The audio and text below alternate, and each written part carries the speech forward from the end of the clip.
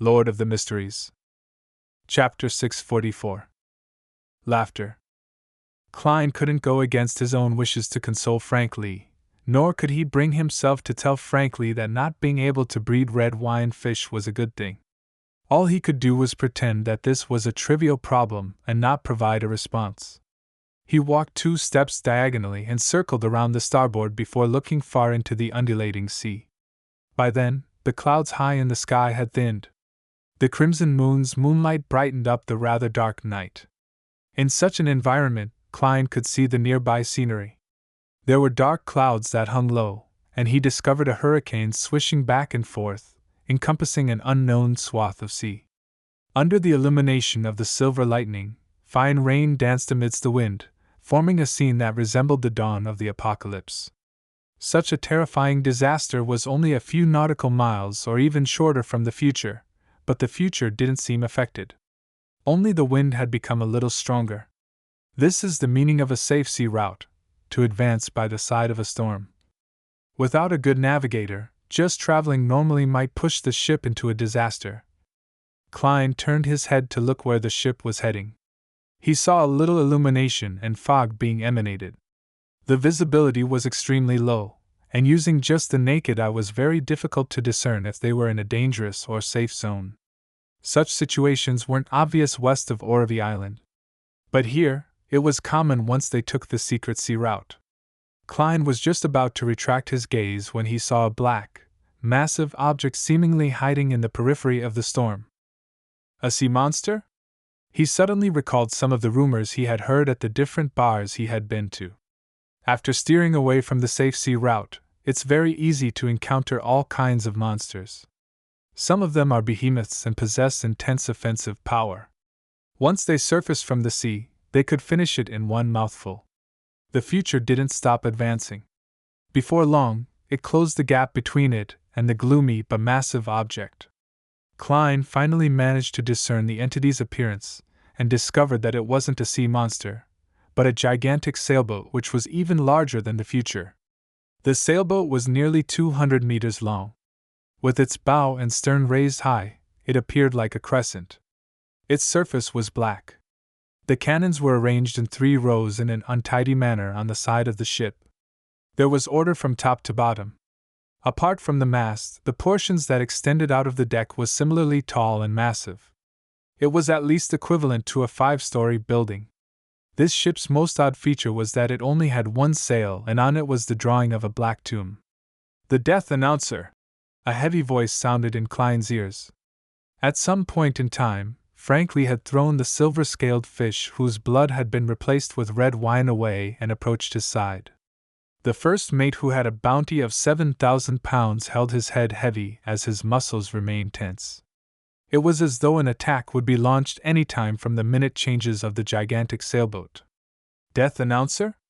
Klein was first taken aback before he recalled what the name represented.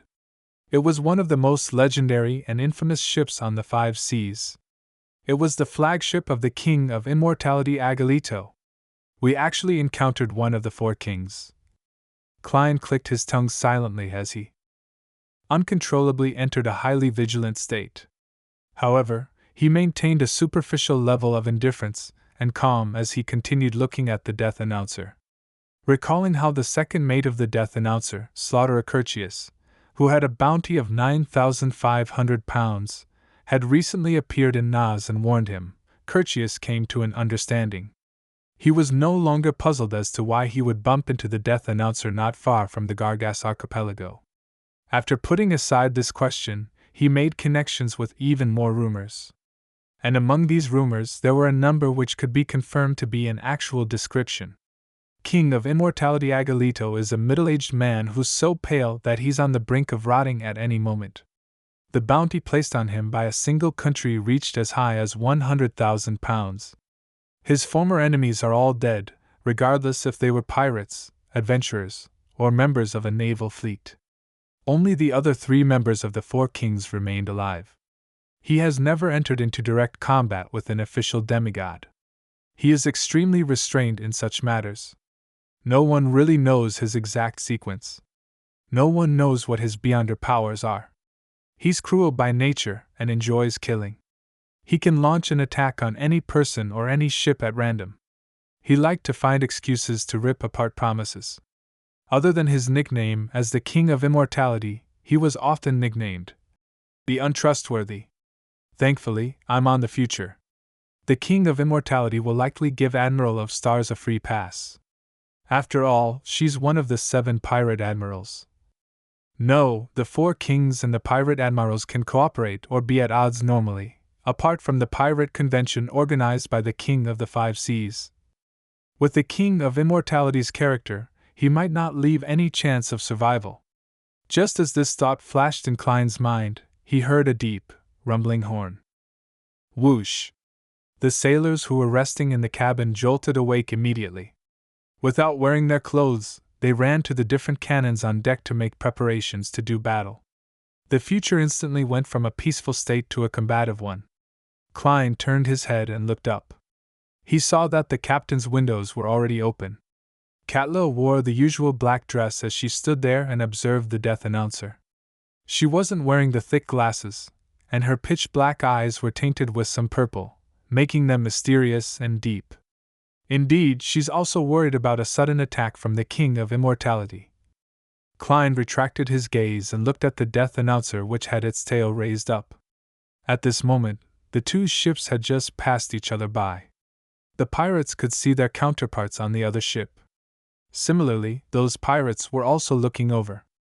They maintained a silence resembling that of a statue, as though they had zero emotional fluctuations, brandishing their knives and blowing at the guns. They were being extremely provocative. At that moment, just a matchstick was enough to trigger the tense nerves and begin a war. Finally, the death announcer didn't take any actions. It continued silently anchored on the spot, watching the future pass it by before it distanced itself. Phew!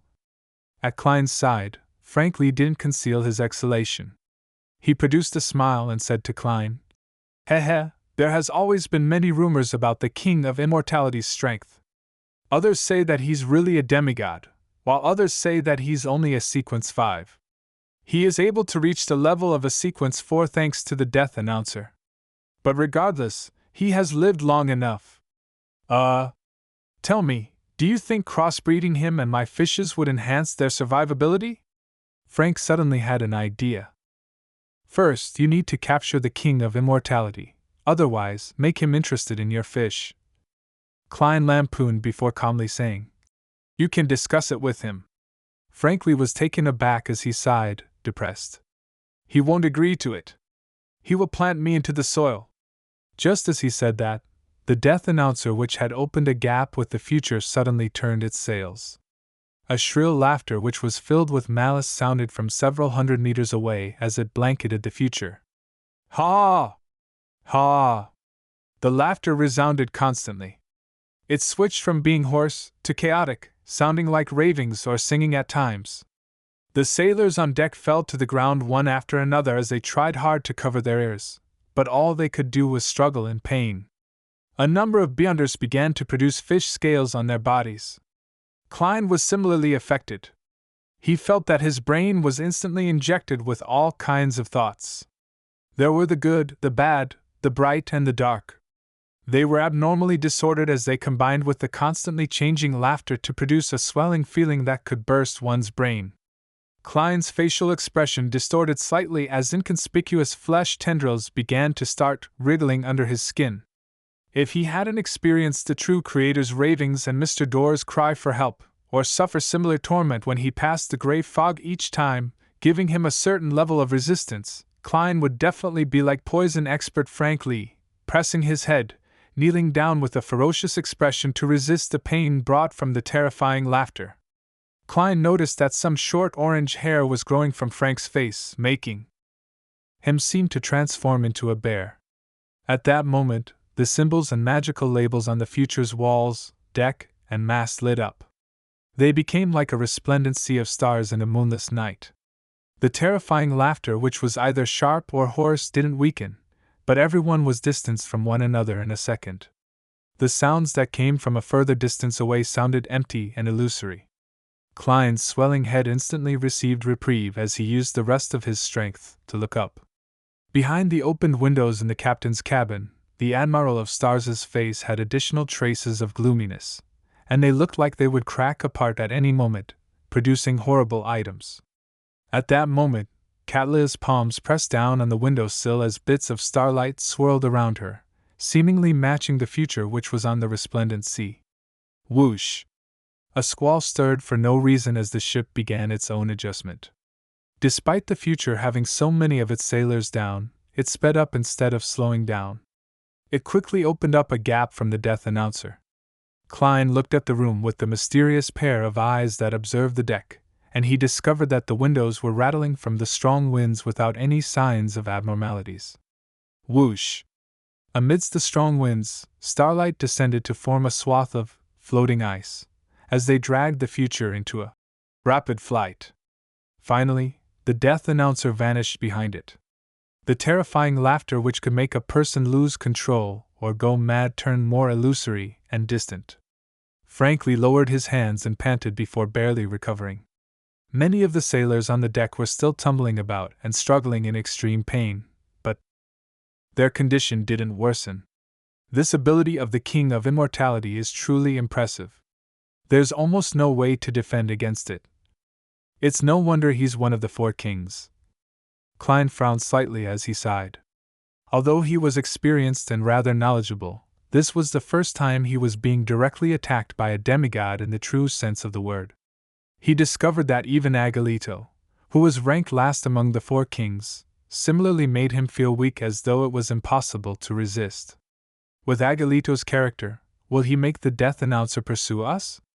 Although there's a high chance he would wait for Sauter Curtius to return, that possibility cannot be excluded. If he chases up, I'll pray to myself and use the sea god's scepter to give him a maelstrom and a thunderstorm to wipe him out. After making the decision, he once again looked at Catlia. The pirate admiral's expression was already ghastly pale. However, there were no longer any signs of darkness. The starlight that twirled around her slowly extinguished one after another.